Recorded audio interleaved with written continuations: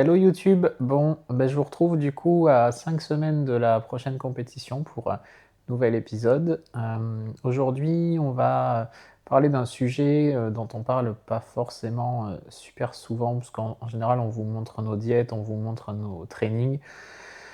Donc vous allez quand même avoir droit à un petit peu d'entraînement et un peu de souffrance, puisqu'on va retourner du coup à Body Staff Gym cet après-midi à Bordeaux pour se faire une séance push, donc une séance pec épaule aujourd'hui. Mais je vais vous parler de récup. Je vais vous montrer un petit peu tout ce que j'ai pu mettre en place déjà dans ma première prépa de cette année pour, pour optimiser la récupération entre chaque séance, pour vraiment optimiser le fait que le physique puisse tirer grâce à plusieurs petits tips, plusieurs petits trucs que j'intègre vraiment dans mon quotidien en fait. Donc voilà, donc je vais vous montrer un petit peu tout ça, vous expliquer le pourquoi du comment et puis j'espère que ça pourra aider certains dans leur pratique au quotidien, parce que même hors prépa, même en prise de masse pour le coup, c'est des choses, des tips, des petites actions qui font que vous allez progresser mieux, vous allez progresser plus vite et que surtout vous allez récupérer bien mieux entre chacune de vos séances. Voilà, allez, donc on se retrouve pour la première partie de la journée avec d'abord les étirements et la mobilité que je fais du coup chaque matin au réveil.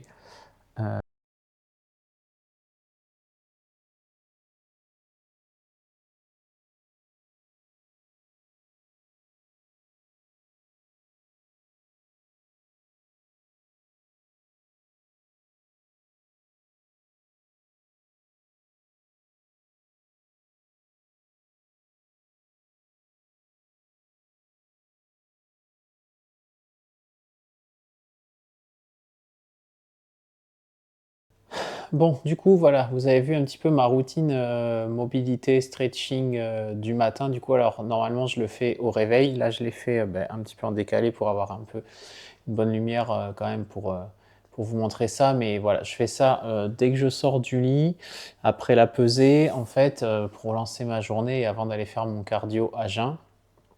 Donc, ça permet de se lancer un petit peu dans la journée, de débloquer certains nœuds qu'on peut avoir. Notamment, moi, c'est la chaîne au niveau des lombaires, où tous les jours, j'ai beau le faire, ça craque tous les jours. Donc, la preuve que c'est utile, parce que si je ne le faisais pas, je pense que j'aurais des blocages beaucoup plus réguliers et besoin d'aller à l'ostéo beaucoup plus souvent. Donc pour le coup, l'objectif de ça, c'est multiple. C'est déjà de débloquer des petites tensions, des petits points de nœuds qu'on peut avoir à droite à gauche. C'est aussi être plus souple aussi, parce que du coup, on a tendance à faire un sport qui, par la création de masse musculaire, fait que des fois, on a un peu du mal à atteindre certains points au milieu du dos, à être assez mobile au niveau des épaules, etc. Donc pour le coup, le fait de travailler ça tous les jours, ça nous rend un poil plus souple, ou du moins ça maintient la souplesse qu'on peut avoir. C'est utile aussi de faire de la mobilité, des étirements pour votre vie quotidienne. En fait, faites ça tous les jours et vous verrez que quand vous allez vieillir, forcément, les gestes du quotidien seront beaucoup plus simples. Se baisser, ramasser des choses, attraper des choses en hauteur, des gestes basiques du quotidien. En fait, plus vous maintenez quand vous êtes jeune en fait votre mobilité, votre souplesse, plus quand vous serez plus âgé, ce sera simple de rester le plus autonome possible en fait. Et enfin, pour le posing, quand on est compétiteur, ça a aussi un intérêt, parce que du coup, notamment, ça vous permet de prendre des poses contorsionnées, parce que quand on pose, faut pas croire, c'est tout sauf confortable. On se contorsionne dans tous les sens pour arriver à faire sortir les faisceaux musculaires qu'il faut faire ressortir. Et pour le coup, le fait de travailler aussi sa mobilité chaque jour, ça aide sur le posing. Voilà. Du coup, la petite chose aussi qui est super importante, on le dit pas assez souvent et en fait on le néglige bien trop souvent. C'est vrai qu'il y a beaucoup de pratiquants du coup qui le négligent ou qui n'y font pas spécialement attention, mais le sommeil et la nuit que vous pouvez avoir, c'est hyper important en fait. Il faut avoir vraiment, si vous voulez optimiser votre récup, optimiser vos gains, que ce soit en off, en prise de masse pour avoir des gains musculaires, ou en prépa pour avoir un physique qui tire, un poids qui descend un petit peu progressivement et le physique qui avance dans le bon sens, c'est vraiment d'avoir un sommeil qui soit idéalement de qualité, mais aussi au-delà du fait d'avoir un bon sommeil sur le quoi vous pouvez pas forcément toujours avoir le contrôle, mais un environnement de sommeil qui soit sain, c'est-à-dire que en fait, c'est important d'avoir à peu près toujours la même heure de coucher et le même temps de sommeil approximatif en fait. Tous les soirs à 22 h, je suis au lit. 22 h, on coupe tout, on va dormir et ça permet en fait d'avoir à minima 7h30 de sommeil. 8 heures idéalement. Le corps est souvent réveillé un peu avant, mais naturellement en fait du coup. Donc entre 5h30 et 6 h, mon corps se réveille. Il a fini son cycle et puis du coup on attaque la journée. Mais du coup ça permet vraiment de bien récupérer.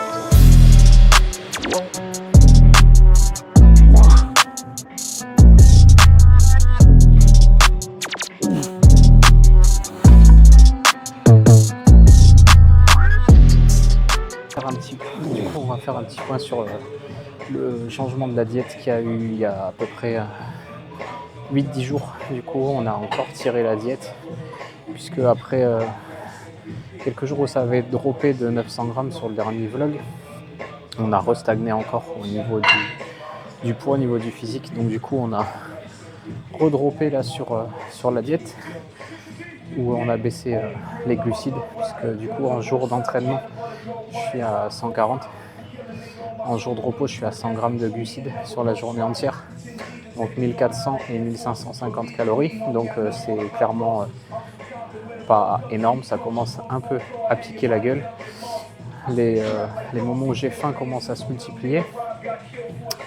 Il y a des fois j'ai des espèces de trous à l'estomac, l'impression que je vais avoir une crampe au niveau des abdos de l'estomac là, alors qu'en fait pas du tout, mais c'est la faim qui provoque ça en fait, donc c'est assez désagréable pour le coup, mais bon, ça fait partie du game de toute façon, donc voilà. Donc là on a tiré sur les derniers jours quelques grammes aussi, hein.